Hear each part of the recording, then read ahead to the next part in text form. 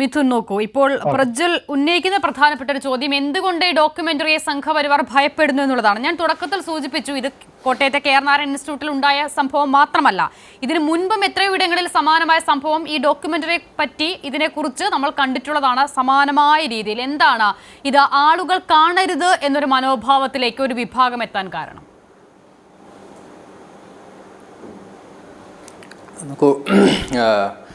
ഈ ഡോക്യുമെൻ്ററി ഇവർക്ക് പ്രദർശിപ്പിക്കാൻ എത്ര അധികാരമുണ്ടോ അത്ര തന്നെ മറ്റുള്ളവർക്ക്, അതിനോട് വിയോജിപ്പുള്ള ആളുകൾക്ക് പ്രതിഷേധിക്കാനുള്ള അധികാരം ഇവിടെ ഉണ്ട്. അപ്പോൾ അതൊരു പ്രൊട്ടസ്റ്റ് ആയിരുന്നു എന്നാണ് ഞാൻ മനസ്സിലാക്കുന്നത്. അവർക്ക് അവരുടെ പ്രൊട്ടസ്റ്റ് രേഖപ്പെടുത്താം. ഒന്നാമത്തെ കാര്യം, ഈ ഡോക്യുമെൻ്ററി വളരെ ഏകപക്ഷീയമായിട്ടാണ് ഈ ഒരു അയോധ്യ വിഷയത്തെ കാണിക്കുന്നത്. അതുകൊണ്ട് ചില ആളുകൾക്ക് അത് താല്പര്യം ഉണ്ടാവില്ല, അതുകൊണ്ട് അവർ പ്രതിഷേധിക്കുന്നു. അപ്പോൾ അവർക്ക് പ്രതിഷേധിക്കാനുള്ള അവകാശമുണ്ട്. അപ്പോൾ ആ പ്രതിഷേധത്തിന്റെ ഭാഗമായിട്ടാണ് അവരത് എന്താ പറയാ, അവരുടെ സ്വാതന്ത്ര്യം എന്ന് പറയുമ്പോൾ അത് സ്വാഭാവികമായും ഉണ്ട്, അതിനെ നമ്മൾ ചോദ്യം ചെയ്യുന്നില്ല. പക്ഷേ പ്രതിഷേധിക്കാനുള്ള സ്വാതന്ത്ര്യം എന്ന് പറഞ്ഞാൽ അവർക്ക് കാണാതിരിക്കാം, അത് ആരെയും കാണിക്കരുത് എന്ന് ശഠിക്കാനുള്ള സ്വാതന്ത്ര്യം അവർക്കുണ്ടോ? അല്ല, അതൊക്കെ ഓരോ പ്രൊട്ടസ്റ്റിന് ഓരോ രീതിയല്ലേ. ഇപ്പം മറ്റേ TP 51 സിനിമ ഇവർ പ്രദർശിപ്പിക്കും. ഇവരുടെ എല്ലാ ഡോക്യുമെൻ്ററിയും അല്ലെങ്കിൽ എല്ലാ സിനിമകളൊക്കെ പ്രദർശിപ്പിക്കുന്ന ആളുകളല്ലേ.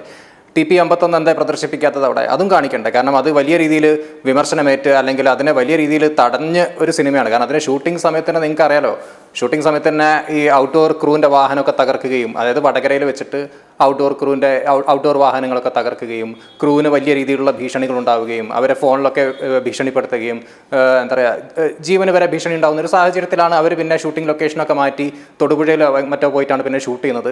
ആ സിനിമ റിലീസ് ചെയ്യാൻ പോലും സമ്മതിക്കാത്തൊരവസ്ഥയിലേക്ക് എത്തുന്നു. എന്തായിരുന്നു ആ സിനിമയുടെ പ്ലോട്ട്? എന്താ? TP ചന്ദ്രശേഖരൻ്റെ ജീവിതമാണ്. TP ചന്ദ്രശേഖരൻ്റെ ഒരു ജീവിതം സിനിമയാകുമ്പോൾ ഇത്രയധികം ബുദ്ധിമുട്ടുള്ള ആളുകൾ ഇവിടെ ഇങ്ങനെയുള്ള എന്താ പറയുക, ഈ രാം കെ നാം എന്ന സിനിമയ്ക്ക് അല്ലെങ്കിൽ ഈ ഡോക്യുമെൻ്ററിക്ക് ഒരു പ്രദർശനത്തിന് നേരെ ഒരു പ്രൊട്ടസ്റ്റ് ഉണ്ടാകുമ്പോൾ ഇത്ര എന്താ പറയുക ഭയപ്പെടേണ്ട ആവശ്യം? ഇവിടെ ഇവരാണ് ഭയപ്പെടുന്നത് ശരിക്കും. കാരണം ഇവർക്ക് എന്തിനാണ് ഈ പ്രൊട്ടസ്റ്റിന് ഭയക്കേണ്ട ആവശ്യം? കാരണം ഇവർ പല സമയത്തായിട്ടും ഈ പറഞ്ഞ ഇടത് രാഷ്ട്രീയം സംസാരിക്കുന്ന ആളുകളൊക്കെ തന്നെ അവരിപ്പോൾ പല പേരിലൊക്കെയാണ് വരുന്നത്.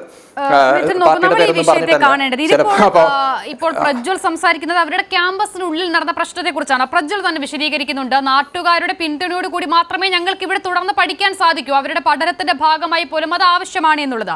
ഇപ്പോൾ മിഥുൻ സൂചിപ്പിച്ച സിനിമ അതൊരു മറ്റൊരു വിഷയമാണല്ലോ, അത് ആ തരത്തിൽ പ്രദർശിപ്പിക്കേണ്ടടുത്ത് വരട്ടെ, അപ്പോൾ നമുക്കത് സംസാരിക്കാം. ഇവിടെ മറ്റൊരു വിഷയമാണ്, ഒരു ക്യാമ്പസിനുള്ളിൽ അവർ ആ ചിത്രം പ്രദർശിപ്പിക്കാൻ എന്തുകൊണ്ട് തീരുമാനിക്കുന്നു എന്നുള്ളതും പ്രജ്വൽ വിശദീകരിക്കുന്നുണ്ട്. ഒരുപക്ഷെ കാണാതിരിക്കാം, കാണാൻ താല്പര്യമില്ലാത്തവർക്ക് കാണാതിരിക്കാം, പക്ഷെ ആരും കാണരുത് എന്ന്, അതാണ് മിഥുൻ, അതാണല്ലോ പ്രശ്നം. അതെന്തുകൊണ്ടാണ് ആ മനോഭാവം എന്നുള്ളതാണ്. അപ്പോൾ മിഥുൻ പറയുന്നു ഒരു സൈഡിൽ നിന്ന് മാത്രമുള്ള ചിത്രീകരണമാണ് അത് എന്നുള്ളത്. അത് ഈ പ്രത്യേക സമയത്ത് ഉണ്ടായ ഡോക്യുമെന്ററി അല്ലല്ലോ, ബാബരി മസ്ജിദിന്റെ തകർച്ചയ്ക്ക് മുമ്പേ ഉണ്ടായ ഡോക്യുമെന്ററി, എത്രയോ കാലാകാലങ്ങളായി ആളുകൾ കണ്ടിട്ടുള്ളതുമല്ലേ അത്. നോക്കൂ അസിത, എനിക്ക് ആദ്യം തന്നെ ഇതിൽ ഒരു തമാശയായി തോന്നുന്നത്, ഇതിൽ CPM പ്രതിനിധികൾ ആരുമില്ല.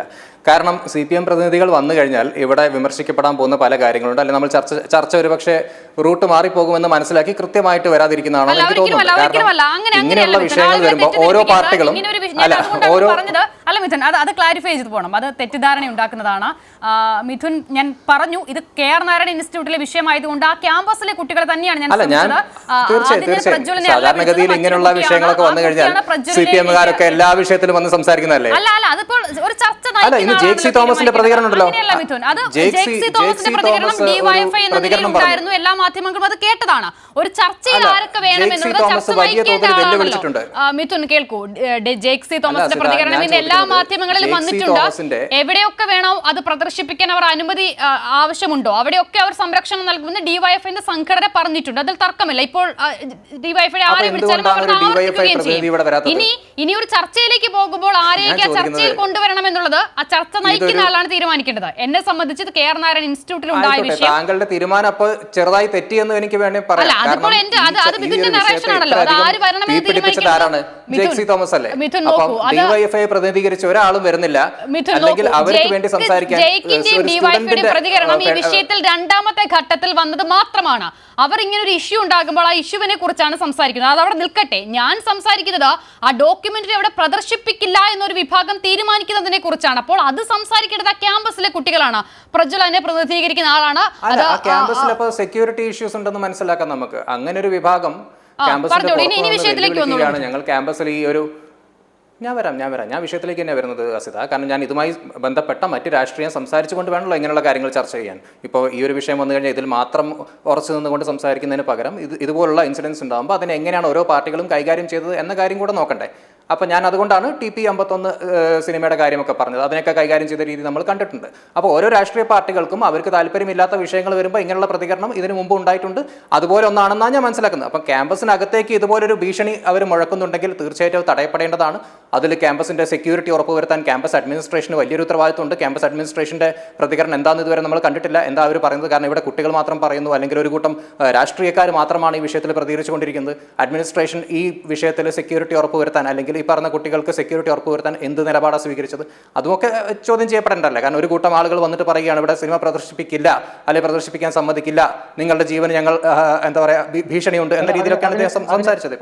അപ്പോൾ അങ്ങനെ ഒരു സാഹചര്യം അവിടെ നിലനിൽക്കുമ്പോൾ അവിടുത്തെ തീർച്ചയായിട്ടും അവിടുത്തെ അഡ്മിനിസ്ട്രേഷൻ അത് ഇടപെട്ട് അവിടെ ഒരു സെക്യൂരിറ്റി സംവിധാനം കുറച്ചുകൂടെ ശക്തിപ്പെടുത്തുക. പക്ഷേ ഇതിന്റെ രാഷ്ട്രീയം സംസാരിക്കുകയാണെങ്കിൽ, പക്ഷെ നിങ്ങൾക്ക് ഇതിന്റെ രാഷ്ട്രീയം സംസാരിക്കണമെങ്കിൽ നമ്മൾക്ക് മറ്റു വിഷയങ്ങളിലേക്കൊക്കെ കടന്നിട്ട് പോകേണ്ടി വരും. ശരി, അങ്ങനെ സംസാരിക്കുമ്പോൾ ഇതൊരു വലിയ ക്യാൻവാസിലുള്ള വിഷയമാണല്ലോ. നമ്മുടെ അരമണിക്കൂർ സമയം കൂടെ തീരുകയുമില്ല. അപ്പോൾ അതുകൊണ്ടാണ് ഞാൻ ക്യാമ്പസിലെ ഇഷ്യൂവിലേക്ക് മറ്റൊരു പ്രശ്നം കൂടി ഉണ്ട് മിഥുൻ. നമ്മൾ സാധാരണഗതിയിൽ ഒരു സിനിമ ഇപ്പോൾ അങ്ങനെ പറയുകയാണെങ്കിൽ ഷാറൂഖ് ഖാനെതിരേക്ക് ഇവിടെ നടന്ന സൈബർ ആക്രമണം എന്തിനായിരുന്നു എന്നുള്ളത് നമുക്ക് ചോദിക്കേണ്ടി വരും. അപ്പോൾ അങ്ങനെയല്ല, അതുപോലെയല്ലോ ഒരു കാശ്മീർ ഫയൽസ് നമുക്ക് ചർച്ച ചെയ്യേണ്ടി വരും. ഒരു മിനിറ്റ്, അത് എല്ലാം ചർച്ച ചെയ്യേണ്ടി വരും. അപ്പോൾ ഒരു ക്യാമ്പസിനുള്ളിൽ വിദ്യാർത്ഥികൾ എന്ത് കാണണമെന്നുള്ളത് പുറത്തു നിന്നുള്ളതൊക്കെ എങ്ങനെ തീരുമാനിക്കാൻ കഴിയുമെന്നുള്ളതാണ് ഇവിടുത്തെ പ്രശ്നം.